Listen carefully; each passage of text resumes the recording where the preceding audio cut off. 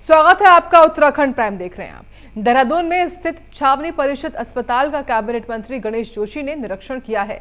इस दौरान कैबिनेट मंत्री ने व्यवस्थाओं का जायजा भी लिया है। वहीं कैबिनेट मंत्री गणेश जोशी ने कहा कि कोरोना के समय पर एमएलए और एमपी फंड के साथ कई संस्थाओं की मदद से ये हॉस्पिटल बनवाया गया था ताकि स्थानीय निवासियों को इसका लाभ मिल सके, लेकिन कैंट बोर्ड और अस्पताल प्रशासन ने इस 100 बेड के अस्पताल को किसी प्राइवेट एजेंसी को दे दिया है, जिस कारण अब ये अस्पताल मात्र एक रेफरल सेंटर बनकर रह चुका है। तो छावनी परिषद अस्पताल का ये निरीक्षण किया गया है और मंत्री गणेश जोशी ने इसका निरीक्षण किया है। कैबिनेट मंत्री ने व्यवस्थाओं का जायजा लिया है। जब कोविड की दूसरी लहर चल रही थी, जगह जगह कोविड सेंटर बनाए जा रहे थे, तो मेरे मन में विचार आया कि कोविड सेंटर की जगह हॉस्पिटल क्यों न बना दिया जाए, क्योंकि इस क्षेत्र की जनता को उसको लाभ मिले। उसमें सरकार के द्वारा, एमएलए फंड के द्वारा, एमपी फंड के द्वारा और अन्य कई संस्थाओं के द्वारा सहयोग कर करोड़ों रुपया वहां पर लगवाया, सारी सुविधाएं उपलब्ध कराई। इसकी लगातार शिकायतें मिल रही थी। पूर्व में भी एक कार्यक्रम में गया था, मैंने स्टेशन कमांडर से कहा था, और आज जब मैं वहां पर गया तो देखा कि 90 रुपए की पर्ची यहां पर बन रही है और मात्र 63,000 रुपये महीने पर किसी प्राइवेट संस्थान को दे दिया गया है। आज छोटे से भी कमरे का, 2 कमरे का क्लिनिक हो, उसका किराया भी लाखों रुपए होता है। तो सीधे सीधे ये सरकार के साथ धोखा है। हमने उसके लिए एक कमेटी बनाई है जिसमें सीएमओ की अध्यक्षता में, और 28 तारीख तक उसकी रिपोर्ट हमको देंगे। और हमने वहाँ के सीईओ कैंट से कह दिया है, नहीं तो आप हमारा पैसा वापस करिएगा, क्योंकि हमने ये अगर पैसा दिया है तो जनता की सुविधा के लिए दिया है, जनता के लिए दिया है, न किसी व्यक्ति विशेष को लाभ देने के लिए। कांग्रेस पार्टी 138वां स्थापना दिवस मना रही है। कांग्रेस कार्यकर्ताओं का यह आयोजन संकल्प दिवस के रूप में मनाया गया। स्थापना दिवस के अवसर पर काशीपुर नवचेतना भवन कांग्रेस मुख्यालय में कार्यक्रम का आयोजन किया गया। इस कार्यक्रम में कांग्रेस के वरिष्ठ नेता भी शामिल हुए हैं। तो कांग्रेस पार्टी आज 138वां स्थापना दिवस मना रही है और वहीं काशीपुर में कांग्रेस मुख्यालय पर कार्यक्रम का आयोजन किया गया, जिसकी तस्वीरें आपके सामने हैं। बता दें कि इस कार्यक्रम में कांग्रेस के वरिष्ठ नेता शामिल हुए हैं।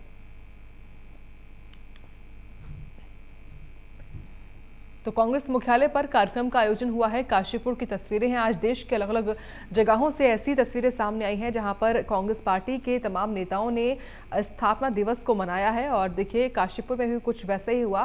कांग्रेस पार्टी ने 138वां स्थापना दिवस मनाया है।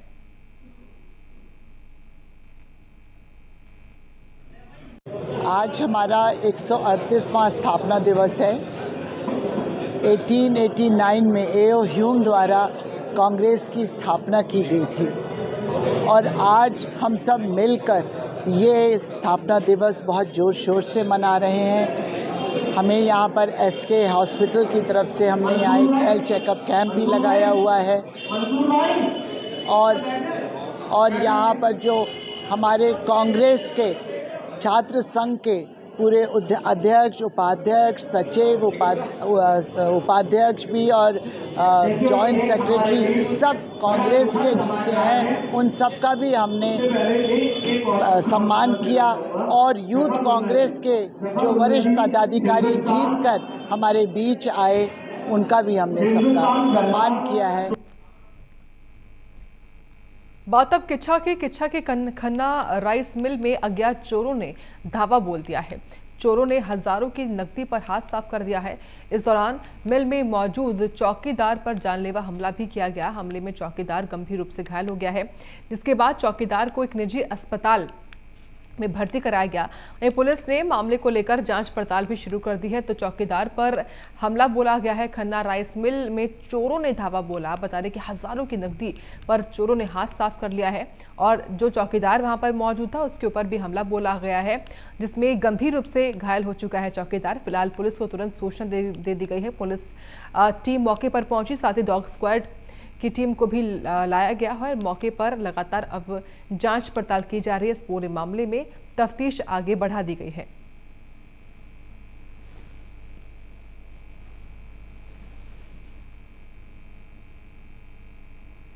तो किच्छा का ये पूरा मामला सामने आया है, जहां चोरों ने धावा बोला है और हजारों की नकदी पर अपना हाथ साफ कर लिया है। मामले की जांच में पुलिस जुटी हुई है। चौकीदार पर भी चोरों ने हमला बोला, जिसमें चौकीदार घायल हो चुका है, जिसको अस्पताल में भर्ती करवाया गया। बता दें कि खन्ना राइस मिल में चोरों ने ये धावा बोला है। इस पर बुलाया गया है, फॉरेंसिक लैब की टीम बुलाई गई है और टीमें बना दी गई हैं। सीसीटीवी चेक किए जा रहे हैं और शीघ्र इस घटना का अनावरण करके अभियुक्तों को गिरफ्तार किया जाएगा। सुबह देखा मैंने गेट बंद है, खुलवाने की कोशिश करी तो चौकीदार था नहीं वहाँ पर। तो जब दूसरे लोगों को बुलाया, जो दीवार के देखा अंदर चौकीदार भी जख्मी थे, खून लुहान हुए पड़े थे। तो फिर इनको उठा के हॉस्पिटल ले गए। अंदर से जाके देखा, पहले ऑफिस में वो कैमरों का DVR वगैरह सब तोड़ दिया, ले गए उठा के, अलमारी शीशे के दरवाजे सब तोड़ दिया। खबर उधम सिंह नगर के जसपुर क्षेत्र से है, जहां जसपुर पुलिस ने प्रतिबंधित नशीली दवाइयों के साथ 2 आरोपियों को गिरफ्तार कर लिया है। वही दोनों आरोपियों के खिलाफ NDPS एक्ट के तहत मुकदमा दर्ज कर जेल भेजा गया है। उधम सिंह नगर के जसपुर में एक बहुत बड़ी कार्रवाई की गई है। बता दें आपको, नशे के खिलाफ अभियान यहां पर चलाया गया है, जिसके तहत 2 आरोपियों को गिरफ्तार किया गया। NDPS एक्ट के तहत मुकदमा दर्ज हुआ है और दोनों आरोपियों को गिरफ्तार कर जेल भेजा गया है।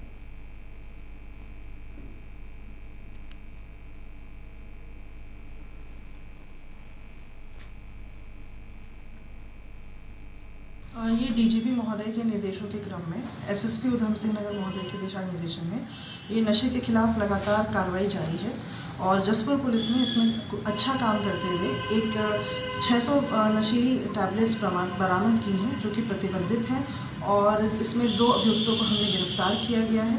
साथ ही साथ इसमें एक मोबाइल फ़ोन बरामद किया है। ये दोनों अभियुक्त एक अन्य मेडिकल स्टोर संचालक से ये दवाइयाँ लेकर आए थे। उस मेडिकल स्टोर संचालक की फ़िलहाल दुकान भी बंद है और घर से भी फरार है, लेकिन उसके संबंधित चैट्स और मोबाइल हमारे पास है, तो इसके आधार पर उसकी भी हम लोग दबिशें दे रहे हैं टीम बनाकर और उसकी भी शीघ्र गिरफ्तारी इसमें कर ली जाएगी। तो वर्तमान में फिलहाल 2 अभियुक्तों को हम लोग मामले न्यायालय के समक्ष पेश किया जाएगा। करते क्या थे इसमें ये लोग कुछ प्रतिबंधित दवाइयाँ हैं, जो कि इस प्रकार से ओपन में ऐसी बिक्री नहीं हो सकती हैं, उन्हीं दवाइयों को ये स्टोर से लाते थे और एक ऊंचे रेट पे और प्रतिबंधित होने के बावजूद भी इनको बेच रहे थे। डोईवाला के मारखम ग्रांट ग्राम पंचायत के खेरी गुरुद्वारे में हुई चोरी का खुलासा करने वाली पुलिस टीम का शॉल उड़ाकर अभिनंदन किया गया है। बीजेपी नेताओं के साथ सिख समाज और व्यापारी नेताओं ने फूल मालाओं से पुलिस टीम की सराहना की है। वहीं सिख समाज से जुड़े सामाजिक कार्यकर्ता सुरेंद्र खालसा ने कहा कि डोईवाला पुलिस ने शानदार काम किया, पुलिस का सम्मान करते हुए गर्व महसूस हो रहा है। तो गुरुद्वारे में चोरी हुई थी, जिसका खुलासा किया है और जिस टीम ने खुलासा किया उस टीम को शॉल उड़ाकर सम्मानित किया गया है। डोईवाला पुलिस ने बड़ा सराहनीय कार्य किया है कि जो कुछ ही दिनों में एक बहुत बड़ी डकैती जो खैरी गुरुद्वारा में हुई, डोईवाला पुलिस ने चंद दिनों में उसको खोला है। और साथ ही साथ मैं धन्यवाद करना चाहूँगा फतेहपुर गुरुद्वारा के जो ग्रंथी हैं देशराज सिंह, उन्होंने भी इसमें बहुत मुस्तैदी से कार्य किया। जैसे ही वहां आए उन्होंने तुरंत क्षेत्र को और पुलिस को सूचना दी, जिससे ये पकड़े गए और डोईवाला पुलिस ने इस पर कार्रवाई करते हुए उनसे चोरी का माल बरामद करते हुए उनको जेल भेजा और डोईवाला पुलिस का बहुत बहुत धन्यवाद। हाईकोर्ट के आदेश के बाद हल्द्वानी के बहुचर्चित रेलवे अतिक्रमण मामले ने अब तूल पकड़ लिया है, जहां एक तरफ जिला प्रशासन और रेलवे प्रशासन अतिक्रमण हटाने के लिए कार्रवाई शुरू करने जा रहा है, तो वहीं दूसरी तरफ लोगों ने बन भूलपुरा क्षेत्र में सत्याग्रह शुरू कर दिया है। हजारों की तादाद में लोगों ने धरना प्रदर्शन कर अतिक्रमण न हटाए जाने की मांग की है। ऐसे में प्रशासन ने भी अपनी तैयारियां पूरी कर ली हैं। वहीं रेलवे अतिक्रमणकारियों के साथ विधायक सुमित हृदय, सपा प्रभारी अब्दुल मतीन सिद्दीकी, सपा महासचिव शोएब अहमद और अन्य नेता मौजूद रहे हैं। जिला प्रशासन अतिक्रमण हटाने को तैयार है। बन भूलपुरा क्षेत्र में लोगों ने सत्याग्रह शुरू कर दिया है। लोगों ने अतिक्रमण न हटाए जाने की मांग की है। कुछ नहीं है, मांग यही है जो सीधी सिंपल सी है कि सर ये हमारा ही मकान है, एक ईंट हमने इसको बड़ी मेहनत से सींचा है, क्या था बंदुलपुरा, कैसे हमने इसको, हमारे बुजुर्गों ने, हमारे दादा परदादा ने इसको बनाया है, हम जानते हैं। और ये हमारे ही मकान है, हम इससे कहीं नहीं जाने वाले। रेलवे तो कुछ भी कहता रहे, हम उसके लिए कागजी लड़ाई लड़ रहे हैं। हाई कोर्ट के फैसले का सम्मान करते हैं। उच्च न्यायालय, जैसे कि आपको मालूम ही है कि हम जा चुके हैं, इंशाल्लाह 2 तारीख या 3 तारीख को फैसला आ जाएगा। तो बात हम यही प्रशासन से अनुरोध करते हैं कि संयम रखें। और हम ये गांधीवादी तरीके से बैठे हैं। जो प्रशासन का काम है, हाई कोर्ट ने जो अलर्ट किया है वो अपना काम कर रहे हैं, हम अपना काम कर रहे हैं। हम गांधीवादी तरीके से बैठे हैं। आप देखिए, ना कोई नारा है, ना कोई शोरगुल है, खामोशी से बैठे हैं। आप लोग सवाल कर रहे हैं, उसका जवाब दे रहे हैं। पंकज भाई, मैं आपको बताना चाहता हूँ कि आज हम लोग जो बैठे हैं, हाई कोर्ट ने जो आदेश दिया था कि 4365 मकानों को हटाकर लगभग जिसमें 40 से 50 हज़ार आबादी खारिज हो जाएगी।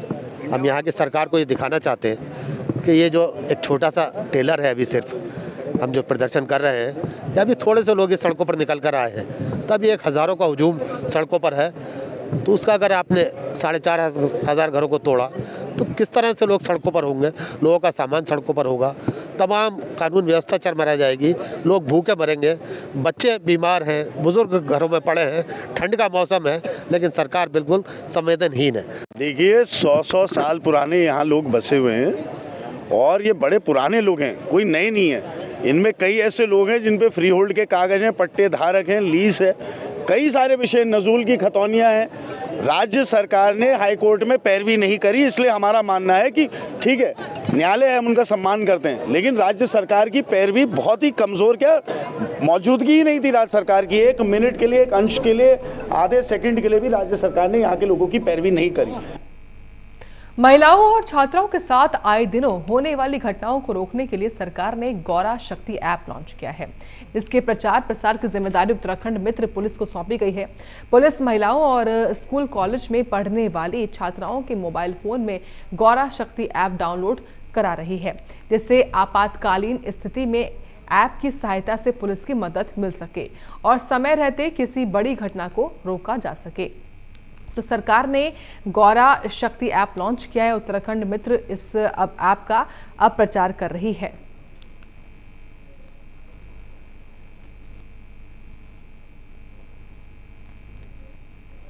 तो इस ऐप के बारे में तमाम युवाओं को बताया जा रहा है। खास तौर से देखिए, पुलिस की टीम लगातार जुटी हुई है। महिलाओं को इसके बारे में, लड़कियों को इसके बारे में बताया जा रहा है कि किस तरीके से वो गौरा शक्ति ऐप का इस्तेमाल कर सकती हैं।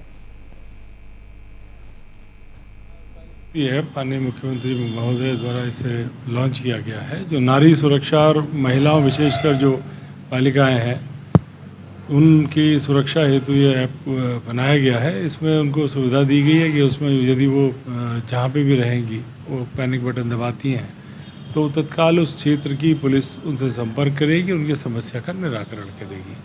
इस ऐप के प्रचार प्रसार हेतु सभी थानों में टीम बनाई गई हैं, जो संबंधित एरिया के स्कूल, फैक्ट्री एरिया व बाज़ारों में जो भी महिलाएं आ रही हैं उनको संबंध में बता रहे हैं, जागरूक कर रहे हैं, वो उनका रजिस्ट्रेशन कराया जा रहा है।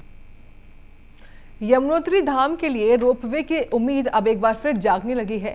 शासन से वन भूमि पर्यटन विभाग के नाम हस्तांतरण होने के बाद अब 3.5 किलोमीटर रोपवे के प्रोजेक्ट की राह आसान हो गई है। इससे पहले 2006 में भी खरशाली से यमुनोत्री जाने वाली रोपवे को स्वीकृति मिली थी, जिसका शिलान्यास 2011 में हो गया था। लेकिन अलग अलग अड़चनों के चलते यमुनोत्री रोपवे का प्रोजेक्ट शिलान्यास से आगे नहीं बढ़ सका। लेकिन 11 साल बाद एक बार उम्मीद फिर से जग गई है।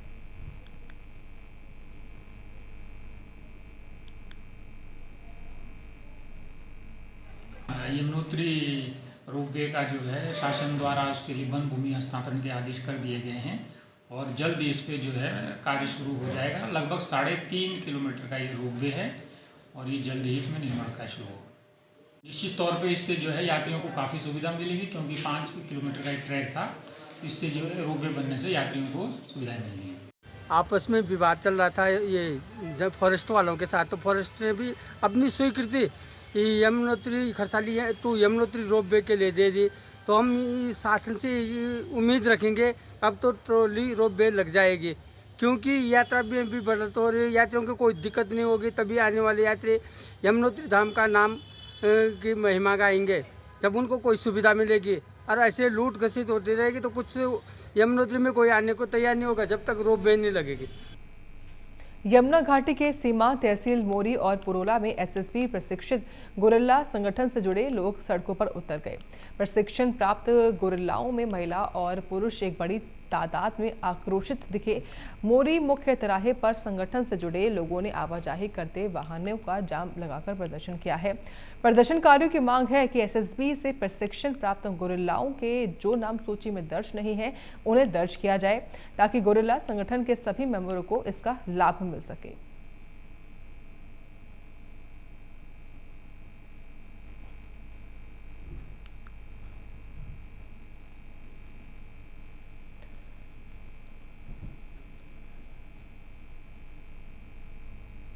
शीतलहर में ठंड से ठिठुर रहे लोगों को राहत देने के लिए 19 के उद्देश्य से जिला अधिकारी युगल किशोर पंत ने जरूरतमंद लोगों को कंबल बांटे हैं और रैन बसेरों का निरीक्षण कर वहां उपलब्ध सुविधाओं का जायजा लिया है।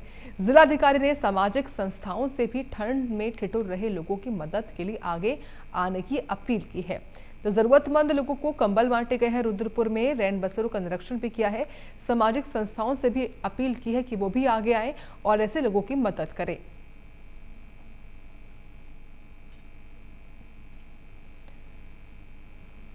तो शीतलहर का प्रकोप लगातार जारी है। इसी बीच ठंड से ठिठुर रहे लोगों को कंबल बांटे गए हैं। सामाजिक संस्थाओं से भी अपील की गई है कि वो भी आगे आए और बढ़ चढ़कर मदद करें।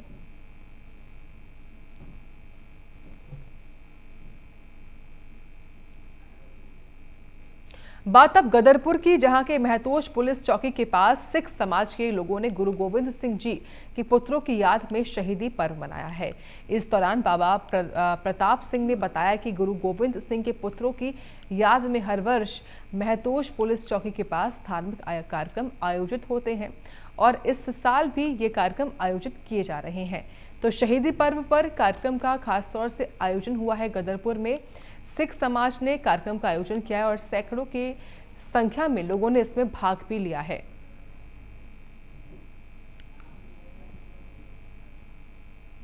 यहाँ गदरपुर में प्रेम नगर गांव के पास में साहबजादा चौक, यहाँ आज चौथा साहबजादों की याद में सालाना समागम मनाया जा रहा है। ये जो उनकी कुर्बानी है 4 साहबजादों की, उनकी कुर्बानी को समर्पित है। समूह जो प्रबंधक कमेटी है, हमारे खालसा डॉक्टर बिट्टू वीर जी हैं, सभी को मैं इस समागम के लिए धन्यवाद करता हूं कि उन्होंने ये उपराला किया और ये समागम हर साल बढ़ता जा रहा है।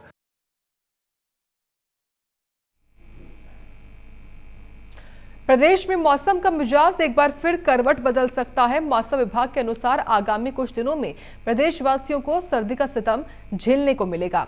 29-30 जनवरी को कुछ स्थानों पर भारी बारिश और बर्फबारी का सिलसिला शुरू हो जाएगा।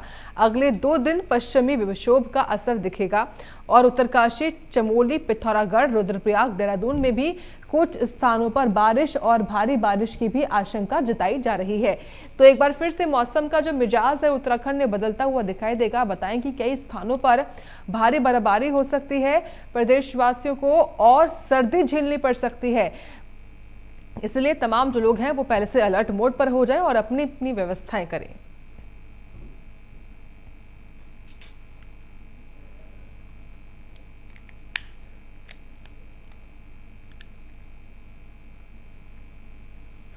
तो जैसे पहले भी बोला गया था कि 29 और 30 दिसंबर में एक पश्चिमी विक्षोभ निकलेगा, तो अब उसका असर जो है उत्तराखंड में भी 29 और 30 तारीख में देखने को मिल रहा है। और उसकी वजह से आप देखेंगे कि जो हमारे अंदर के डिस्ट्रिक्ट है, उत्तरकाशी, चमोली, पिथौरागढ़, रुद्रप्रयाग और देहरादून डिस्ट्रिक्ट का जो हिली रीजन है, तो इसमें विशेषकर जो है कुछ जगहों में हल्की से मध्यम बारिश और बर्फबारी वो देखने को मिलेगी आपको 29 तारीख को। वहीं मसूरी में विंटर लाइन कार्निवल और फूड फेस्टिवल का आयोजन कराया जा रहा है। इसको लेकर एसपी ट्रैफिक अक्षय प्रहलाद कोंडे के निर्देश के बाद मसूरी मॉल रोड को सुबह 10 बजे से लेकर रात्रि 10 बजे तक पूर्णतः बंद कर दिया गया है, लेकिन इमरजेंसी सेवा 108 और फायर सर्विस को भी इसमें जाने की अनुमति नहीं दी जा रही है, जिसको लेकर लोगों में खासा आक्रोश है। तो मसूरी में विंटर लाइन कार्निवल का आगाज हो चुका है। मॉल रोड को बंद किया गया है, इमरजेंसी सेवा को भी अनुमति नहीं है।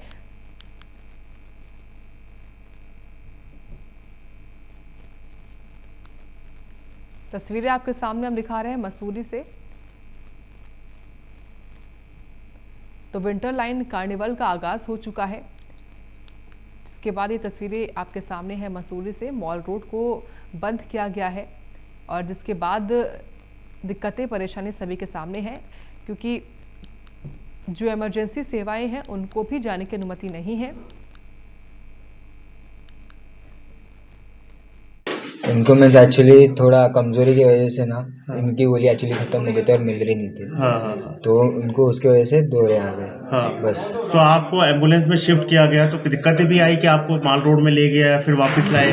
हाँ, वहाँ से थोड़ा रिटर्न आके मैं समझ को दूसरे रास्ते से जाना पड़ा क्योंकि वो साइड से रोड ब्लॉक था। जी, अभी एक पेशेंट आया है और 108 से आया है और उसके सर में चोट है काफ़ी और इलाज शुरू हो गया है, ठीक हो जाएगा। लेकिन ये कि टाइम से आना चाहिए, अगर थोड़ा डिले हो जाता तो दिक्कत और बढ़ सकती थी, मरीज को तकलीफ ज़्यादा होती।